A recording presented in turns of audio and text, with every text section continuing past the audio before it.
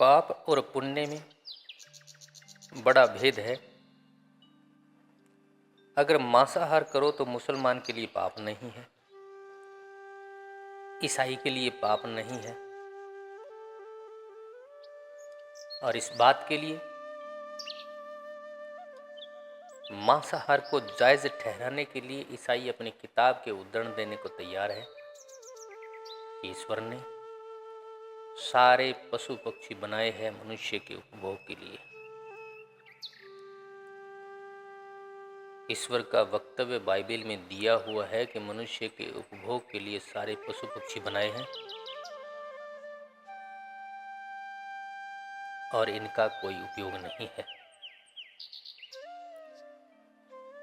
अगर जैनों से पूछो तो मांसाहार महापाप है, उससे बड़ा कोई पाप नहीं है। लेकिन रामकृष्ण जिंदगी भर मछली खाते रहे और मुक्त हो गए। जैनों के हिसाब से नहीं हो सकते। जैनों के हिसाब से तो रामकृष्ण को परमहंस नहीं कहना चाहिए, क्योंकि हंसा तो मोती चुगता है और ये परमहंस मछली चुग रहे हैं। और तुम देखते हो परमहंस हो गए मछली चुग चुग कर, क्योंकि तुम जानते हो बंगाल के लोग अगर मछली ना चुगे तो जाएंगे कहाँ। पाप और पुण्य के बीच में फर्क करना बहुत कठिन है। पाप को कौन तय करे और पुण्य को कौन तय करे। ईसाइयों का एक समूह है रूस में, उनकी मान्यता है कि जिस पशु पक्षी को तुम खा लेते हो उसकी आत्मा को तुम मुक्त कर देते हो बंधन से।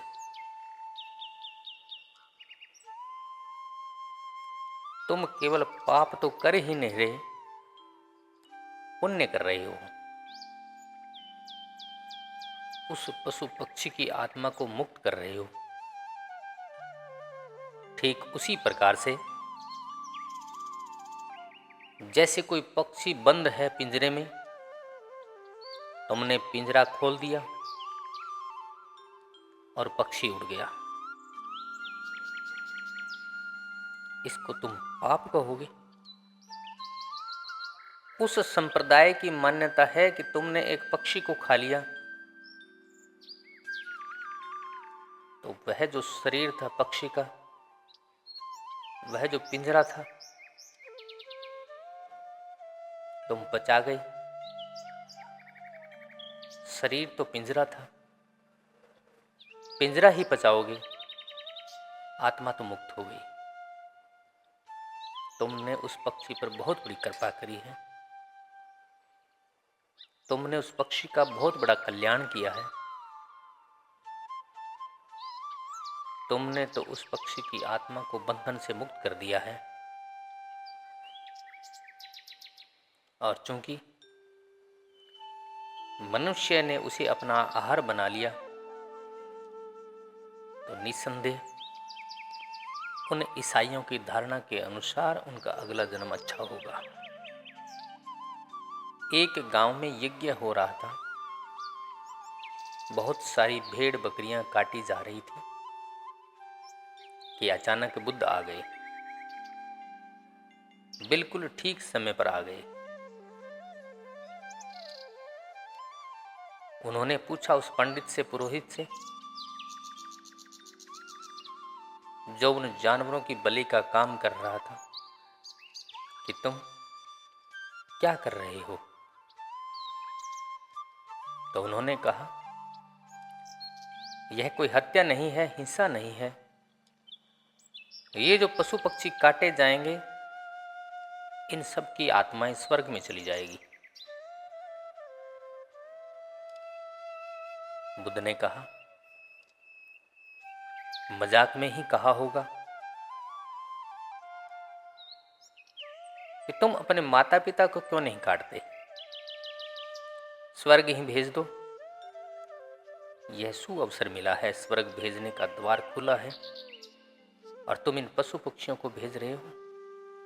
माता पिता को भेज दो, पत्नी और बच्चों को भेज दो,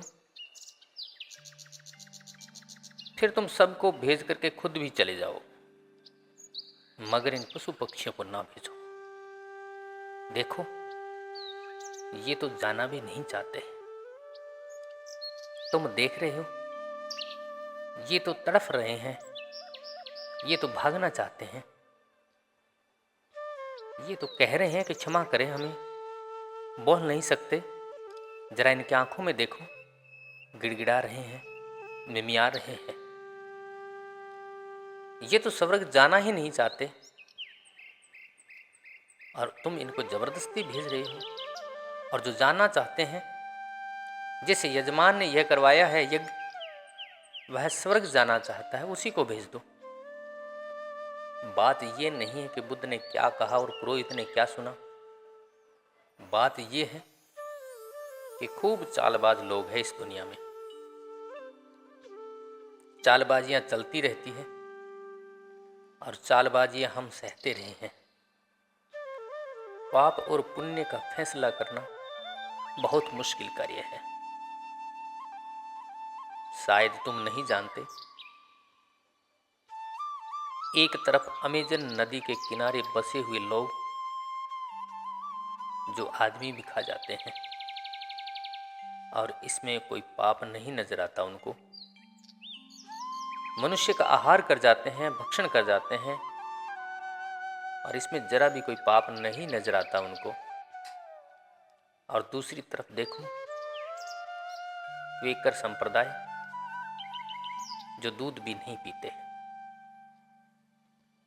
उनकी धारणा है कि दूध भी आता है तो शरीर से आता है, खून से छन छन कर आता है, वह भी लहू का एक हिस्सा है, देह का एक अंग है।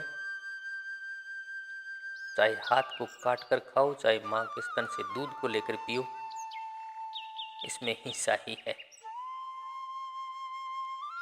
और गाय का दूध तुम पीते हो, वह तुम्हारे लिए बनाया ही नहीं गया है, वह तो गाय के बछड़े के लिए बनाया गया है। बछड़े से छीनकर तुम पी रहे हो, तो क्या तुम पाप नहीं कर रहे? फिर दूध सिवाय आदमी को छोड़कर कोई पशु एक उम्र के बाद नहीं पीता, इसलिए यह अप्राकृतिक भी है। छोटे बच्चे दूध पीते हैं जब तक उनके दांत नहीं आते, और जब दांत उग आते हैं, वे पचाने लगते हैं, फिर दूध छूट जाता है। बड़ी अजीब दुनिया है। भारत में लोग समझते हैं दूध सबसे ज्यादा शुद्ध आहार है, सात्विक आहार है, और अगर कोई आदमी सिर्फ दूध ही पीकर रहता है, दूधधारी हो जाता है, तो उसको लोग महात्मा मानते हैं। और अगर क्वेकर की दृष्टि से देखे तो वह आदमी बड़ा पापी है, दूध ही दूध पी रहा है, उसकी नजर में शुद्ध मांसाहारी है, तो फिर पाप क्या है और पुण्य क्या है? ये सब पाप और पुण्य सामाजिक व्यवस्थाएं हैं। ये पाप और पुण्य मूल्यवान नहीं है। ये ऐसे ही है जैसे रास्ते के नियम कि तुम बाएं चलो, तुम दाएं चलो, बाएं चलो तो ठीक और दाएं चलो तो ठीक।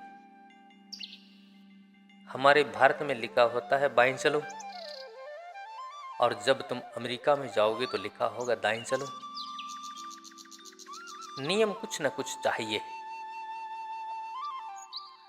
रास्ते पर सभी तरफ लोग चले तो दुर्घटनाएं हो जाएगी, बहुत दुर्घटनाएं हो जाएगी, शायद कोई भी अपने घर तक नहीं पहुंच पाएगा। तो नियम बनाना पड़ता है। नियम उपयोगी है, लेकिन नियम कोई शाश्वत मूल्य नहीं है। ऐसे ही ये तुम्हारे पाप पुण्य के नियम है। जिन लोगों के साथ रहते हो, जिनकी सड़क पर तुम चलते हो, बाएं चलो कि दाएं चलो, वैसा ही मानकर चल लेना। मगर इनका कोई वास्तविक मूल्य नहीं है। फिर वास्तविक मूल्य किस बात का है? दो ही बातों का है। मूर्छा से जियो तो पाप और होश से जियो तो पुण्य। और मेरी समझ में तो यही आता है कि जो आदमी जितना होश में जीता है वो चकित हो जाता है, सावधान हो जाता है। और जब वो सावधान हो जाता है तो जो जो गलत है वो अपने आप छूटता चला जाता है। जो जो गलत है उसे छोड़ना नहीं पड़ता, अपने आप छूट जाता है, क्योंकि वो होश से भरा हुआ आदमी है। और तुम जानते हो, होश से भरा हुआ आदमी गलत नहीं कर सकता। जैसे कोई अंधा व्यक्ति शायद दीवार से निकलने की कोशिश करे, लेकिन जिसके पास आंख है, क्या वह भी दीवार से निकलने की कोशिश करेगा? निश्चित नहीं, क्योंकि उसके पास आंख है, वो देख पा रहा है, वह तो दरवाजे से निकलने का प्रयास करेगा। ठीक ऐसे ही जिनके पास जागरण के चक्षु है, जागरण की आंखें हैं, ध्यान की आंख है, वह जो भी करता है ठीक करता है। तो लोग पूछते हैं कि जायज क्या है और ठीक क्या है, तो मैं तो कहता हूं इस लफड़े में मत पड़ना कि ठीक क्या है और गलत क्या है। इस ब्यौरे में मत पड़ना, क्योंकि तुम तय नहीं कर पाओगे। एक तरफ ईसाई है जो कहते हैं सेवा करो, जितनी सेवा करोगे उतना ही स्वर्ग तुम्हारे निकट आता रहेगा। तुम अस्पताल खोलो, कोड़ियों के हाथ पर दबाओ, स्कूल चलाओ, स्वर्ग तुम्हारे निकट होता चला जाएगा। और एक तरफ जैन है, तेरापंथी जैन है, जो कहते हैं कि रास्ते के किनारे अगर कोई प्यासा भी मरता है तो तुम चुपचाप अपने रास्ते पर चले जाना, उसको पानी भी ना पिलाना। क्यों? क्योंकि उनका भी हिसाब है। उनकी धारणा है कि वह आदमी रास्ते के किनारे तड़फ कर मर रहा है, जरूर किसी पिछले जन्म के पाप का फल भोग रहा है। अब अगर तुमने उसको पानी पिला दिया तो पाप का फल भोगने से उसको वंचित कर दिया, और वंचित करने का मतलब फिर कभी भोगना पड़ेगा। तुमने उसकी यात्रा को और ज्यादा बढ़ा दिया है, उसको फल भोग लेने दो, क्योंकि उसको अपनी यात्रा करनी है। एक पाप कटे, काटा जा रहा था पाप, आप पानी लेकर आ गए। कटते कटते पिंजरे से बाहर हो रहा था एक पक्षी, कि तुमने पिंजरे पर ताला लगा दिया, फिर पानी पिला दिया, और फिर तुमने उसको कष्ट से बचा लिया। उनकी धारणा एक ये भी है, और वह धारणा और भी ज्यादा खतरनाक है। वह यह है कि जिसको तुमने पानी पिलाया और बचा लिया, अब पता नहीं वह आदमी कौन हो, कोई डाकू हो, कोई चोर हो, कोई बेईमान हो, कोई हत्यारा हो, लूचा लफंगा हो, कोई भी हो सकता है। और कल जाकर किसी की हत्या कर दे, किसी को लूट ले, किसी के साथ बेईमानी कर ले, तो फिर तुम भी पाप के भागीदार हो जाओगे। न तुम पानी पिलाते उसको, न वह बचता, और न वह हत्या करता, चोरी करता, झूठ बोलता, बेईमानी करता। उनके अनुसार तो तुम उस श्रृंखला के हिस्सा हो गए हो। जो तेरा पंथ मानता है कि राह में पड़े हुए प्यासे आदमी को भी पानी मत पिलाना, और एक तरफ ईसाई है, वे मानते हैं कि हमेशा डोर और बाल्टी साथ में रखो, कहीं कोई प्यासा मिल जाए, जल्दी से कुएं में डोर डालो, पानी निकालो और पानी पिलाओ, सारा इंतजाम अपने पास रखो। एक चीन की कहानी। एक मेला भरा है और अचानक के आदमी कुएं में पड़ गया। शोरगुल मचा, बहुत चिल्लाया, मगर मेले में कौन सुनता। तब एक बौद्ध भिक्षु उसके पास आकर रुका। उसने नीचे नजर डाली। वह आदमी चिल्लाया कि बचाओ महाराज बचाओ, हे बौद्ध भिक्षु महाराज मुझे बचाओ, मैं मरा जा रहा हूं। भिक्षु ने कहा कि तथागत ने कहा है जीवन तो जरा है, मरण है, मरना तो होगा ही। मरना तो सभी को है, इस संसार में जो भी आया है सभी को मरना है। उस आदमी ने कहा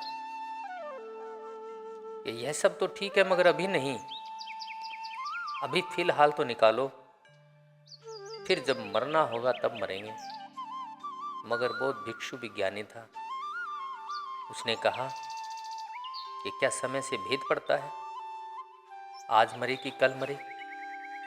अरे जब मरना ही है तो मर ही जाओ, और जब ये जीवन की आशा छोड़कर मरोगे तो फिर पुनर्जन्म नहीं होगा, और ये जीवन की आशा लेकर मरे तो फिर सड़ोगे, फिर पुनर्जन्म होगा, 84 का चक्कर भोगोगे। वह आदमी वैसे ही तो मरा जा रहा है। बौद्ध भिक्षु तो आगे बढ़ गया, ज्ञान की बात कह दी, मतलब की बात कह दी। सुनो सुनो, समझो समझो, ना समझो तो ना समझो। उसके पीछे कन्फ्यूशियस भिक्षु आकर रुका। उसने भी नीचे देखा। वह आदमी चिल्लाया कि महाराज तुम बचाओ, मैं मरे जा रहा हूं। कन्फ्यूशियस को मानने वाले ने कहा घबरा मत। कन्फ्यूशियस ने अपनी किताब में लिखा है कि हर कुएं पर पाट होनी चाहिए। आज यह सिद्ध हो गया। इस कुएं पर पाट नहीं है इसलिए तू गिरा है। अगर इस कुएं पर पाट होता तो तू कभी न गिरता। हम सारे देश में आंदोलन चलाएंगे कि हर कुएं पर पाट होनी चाहिए, ताकि फिर दोबारा इसमें कोई न गिरे। जो व्यक्ति कुएं में गिरा था उसने कहा यह सब तुम बाद में कर लेना, मैं मर जाऊंगा, और अब पाठ भी बन जाएगी तो क्या होगा, मैं तो गिर ही चुका हूं। कन्फ्यूशियस को मानने वाले व्यक्ति ने कहा तू तो फिक्र मत कर, यह सवाल व्यक्तियों का नहीं है। व्यक्ति तो आते रहते हैं, व्यक्ति तो जाते रहते हैं, सवाल समाज का है। वह व्यक्ति गया और मंच पर खड़ा हो गया और मेले के लोगों को समझाने लगा कि भाइयों, हर कुएं पर पाट होनी चाहिए। तब एक ईसाई पादरी वहां आकर रुका। उसने जल्दी से अपने झोले में से बाल्टी निकाली, रस्सी निकाली, बाल्टी डाली, रस्सी डाली, आदमी को कहा कि पकड़ ले रस्सी, बैठ जा बाल्टी में। खींच लिया, बाहर निकाल लिया। वह आदमी पैरों पर गिर पड़ा और उसने कहा तुम ही सच्चे धार्मिक आदमी हो। बौद्ध भिक्षु आया, वह मुझे धम्पद की गाथाएं सुनाने लगा। कन्फ्यूशियस आया, वह मुझे कहने लगा कि सब कुओं पर पाट बना देंगे, तू मत घबरा, तेरे बच्चे कभी नहीं गिरेंगे, एक तुम ही सच्चे हो जो तुमने मुझे बचा लिया। मगर एक बात मेरे मन में उठती है कि एकदम से बाल्टी और रस्सी तुम कहां से ले आए। तब उन्होंने कहा मैं ईसाई हूं, हम सब इंतजाम पहले ही करके चलते हैं, सेवा हमारा धर्म है, और हमारी तुमसे इतनी ही प्रार्थना है, न तो जरूरत है कुओं पर पाट बनाने की, न जरूरत है धम्पद की गाथाओं को याद करने की। ऐसे ही गिरते रहना ताकि हम भी बचाएं, हमारे बच्चे भी बचाएं। अपने बच्चों को भी समझा जाना कि गिरते रहना, क्योंकि न तुम गिरोगे न हम बचाएंगे, तो फिर स्वर्ग कैसे जाएंगे। यहाँ सबके अपने अपने हिसाब है। यहाँ किसी को किसी और से प्रयोजन नहीं है। यहाँ क्या पुण्य है क्या पाप है। और मेरे हिसाब से एक ही पाप है, मूर्छित जीना, बेहोशी में जीना। ऐसे जीना जैसे तुम शराब पीकर जी रहे हो और ऐसे ही लोग जी रहे हैं। संत दरिया कहते हैं, जागे में जागना। और हम तो जागे में सोए हैं। सोए में तो सोए हैं ही, जागे में भी सोए हैं। हमें जागे में जागना है और फिर सोए में भी जागना है।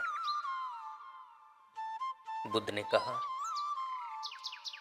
जब तक तुम अपने अंतर मन में रोशनी पैदा नहीं करोगे, अंतर मन में व्याप्त दोषों को दूर नहीं करोगे, जब तक तुम अंदर से जागोगे नहीं, तब तक ना तो तुम सन्मार्ग पर चल पाओगे, ना दूसरों को चला पाओगे। और बात रही संसार के अंधेरे की, तो उसकी तो तुम सोचो ही मत। अगर सोचना है तो फिर अंदर रोशनी पैदा करनी है, अपना दीपक स्वयं बनना है। जागो, होश को संभालो और फिर जो भी तुम करोगे वह ठीक होगा। ठीक करने से होश नहीं संभलता, होश संभलने से ठीक होता है। गलत छोड़ने से होश नहीं संभलता, होश संभलने से गलत छूटता है।